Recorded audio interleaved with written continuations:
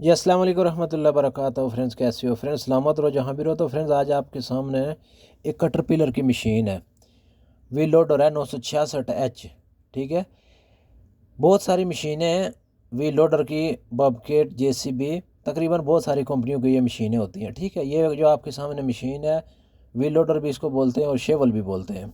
ठीक है, तो फ्रेंड्स आज आपके सामने दो तीन सवाल हैं। ठीक है, दो तीन सवाल के मतलब कि जब आपने किसी भी जगह ट्राई देनी है ना, चाहे इंडिया में, पाकिस्तान में, बांग्लादेश में, किसी भी जगह आप ट्राई दे रहे हो, सऊदी अरब में दे रहे हो, कतर, दुबई में, किसी भी जगह अगर इस मशीन की ट्राई हो रही है तो आपको अगर मौका मिल रहा है, आप बबकेट चला रहे हो, ठीक है, आप जेसीबी चला रहे हो, आप फोर्कलिफ्ट चला रहे हो, अगर आप ऑपरेटर हो, ठीक है, आपको शौक है यार मैंने इस मशीन की ट्राई देनी है। ठीक है, तो जिस भी टाइम आपने किसी भी मशीन की ट्राई देनी है, चाहे आप टेलीहंटर सामने आपके या फोर्कलिफ्ट है या बबकेट है, सबसे पहले आपने मशीन का नंबर देखना है कि ये कौन से नंबर की मशीन है। ठीक है, इतनी आपको मतलब कि जानकारी होनी चाहिए कि कटरपिलर में कौन कौन सी मशीनें हैं। ठीक है, जेसीबी में कौन कौन सी मशीनें हैं, इतना बहुत थोड़ा बहुत आपको मालूम होना चाहिए। दो तीन चार मशीनों के नाम आपको याद होने चाहिए कि अगर आपके सामने जो ट्राई लेने वाला बंदा है, अगर आपसे पूछ ले कि भाई आपने कौन सी मशीन चलाई है, ठीक है, तो उसी टाइम आप उसको जवाब दे दो। ठीक है, मतलब कि ये सामने आपके मिसाल के तौर पे सामने मशीन खड़ी है 966H। ठीक है, मसलन 968 भी है, ठीक है, 980 भी है, 950 भी है, 936 भी है। ठीक है, ये बहुत सारी मशीनों के नंबर हैं। ठीक है, तो आपको ये नंबर याद होना चाहिए। ठीक है फ्रेंड, तो आपके सामने ये कटरपिलर की कैट की 966H मशीन है। ठीक है, ये सामने नंबर लिखा है कैट के आगे 966H। ठीक है, 966H ये मशीन है। ठीक है, ये आपको पता होना चाहिए। ठीक है, कोई भी बंदा अगर आपसे पूछे भाई कौन सी मशीन चलाई है, आप बता सकते हो भाई कटरपिलर की 966H चलाई है। ठीक है, दूसरे नंबर पे ये जिस जगह पे कैट लगा है, इसी जगह जिस जगह पे कैट लिखा है ना, इसी जगह पे इसके अंदर हाइड्रोलिक वाला फ़िल्टर है। हाइड्रोलिक फ़िल्टर नहीं, ये दूसरा, सॉरी, हाइड्रोलिक टैंक है। ठीक है, जिधर कैट लिखा है इधर इसकी गेज भी है। ठीक है, ये नीचे टायर है।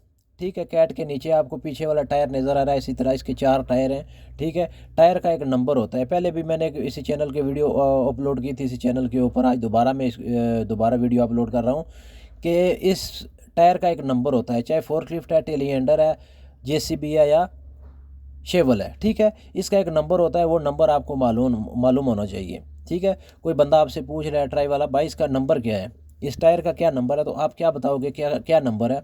ठीक है, इस टायर के ऊपर एक नंबर लिखा होता है, उसका जो नंबर है, कितने नंबर है, 24,580 भी है, 24,525 भी है। ठीक है, इस तरह नंबर होते हैं। ठीक है, ये सामने आपके टायर है, ये नंबर आपको याद होना चाहिए। ठीक है, ये आगे वाले टायर है। ठीक है, पीछे वाला या साइड वाला जो भी टायर है, ये देखो सामने क्या लिखा है, 24,525। ठीक है, 24,525 इस मशीन का जो टायर है इसका नंबर है, 24,525 ये नंबर है इसका। ठीक है, कुछ लोगों पे सवाल होता है भाई मशीन का जो टायर है इसका क्या साइज़ है, तो बंदे बताते हैं भाई इसका 3 फुट चौड़ा है जी, 2.5 फुट लंबा है जी। ये सवाल गलत होता है। ठीक है, जो बंदा पहली बार ट्राई देता है या दूसरी बार देता है या तीसरी बार देता है, जब तक इसका नंबर मालूम नहीं होता है तो बंदा ऐसे ही बोलता है। कोई बंदा पूछता है इस टायर का साइज़ क्या है, ठीक है, कोई बोलता है 1 मीटर ऊंचा है, 1 मीटर चौड़ा है, कोई बोलता है 2 मीटर ऊंचा है, 2 मीटर चौड़ा है। ठीक है, ये चौड़े लंबे की बात नहीं होती है, 24,525 इसका नंबर होता है एक। जिस भी आप दुकान से टायर ख़रीद रहे हो तो उस जगह से वो बंदा आपसे पूछेगा कि भाई कौन सा टायर आपको चाहिए, भाई शेवल का चाहिए 950, कटरपिलर का टायर चाहिए 966H का चाहिए, 68 का चाहिए, 24,525 चाहिए, 24,580 चाहिए। ठीक है, 15,580, 15,524,80 टेलीहंडर का टायर है। ठीक है, ये नंबर आपको याद होने चाहिए। ठीक हो गया फ्रेंड, मशीन कौन सी चलाई है भाई, 950 चलाई है भाई। गाड़ी का टायर जो है मशीन का, ये सामने कटरपिलर का, इसका क्या नंबर है वो आपको पता होना चाहिए।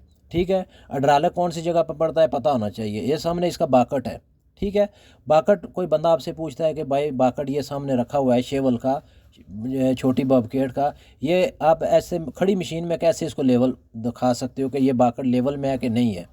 ठीक है, चाहे मशीन के ऊपर आप बैठे हो, सीट के ऊपर या नीचे बैठे हो, आपको कैसे पता चलेगा कि ये बाकट आपका लेवल है या नहीं है। ठीक है, जब आप मशीन चला रहे हो, मशीन के आगे जो बाकट के आगे दांत हैं, वो सीट के ऊपर आपको बैठ कर कैसे पता चलेगा कि इसके दांत जो हैं नीचे ज़मीन में ज़्यादा जा रहे हैं या ऊपर से आगे से उठाए हुए हैं, आपने सिर्फ बाकट ज़मीन पर रखा हुआ है।